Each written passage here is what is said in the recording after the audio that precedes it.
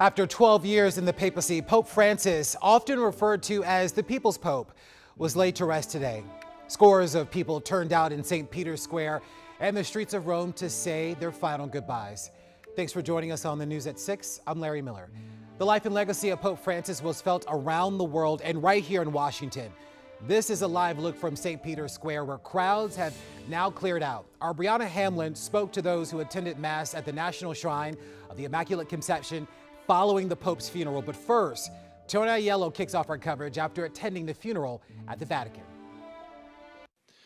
In a packed St. Peter's Square, Pope Francis was eulogized as, quote, a pope among the people with an open heart towards everyone.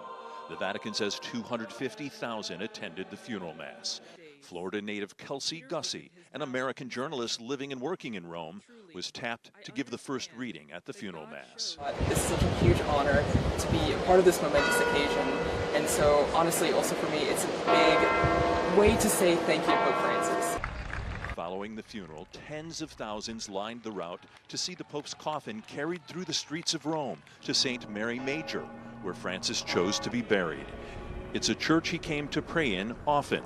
Onlookers were visibly moved. A momentous occasion, absolutely fabulous that I'm here, and one I can remember forever and ever, and I have goosebumps.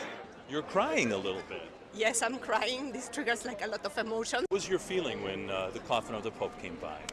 Thankfulness and a big blessing for the world. Among the world's estimated 1.4 billion Catholics, many gathered at all hours to watch the funeral broadcast live, including in the Pope's native Argentina, which Francis never visited as Pope, but he's still revered there. Just before the funeral began, Ukrainian President Zelenskyy and President Trump met privately within St. Peter's to discuss Russia's war with Ukraine. With Pope Francis's funeral now over, a period of mourning has begun.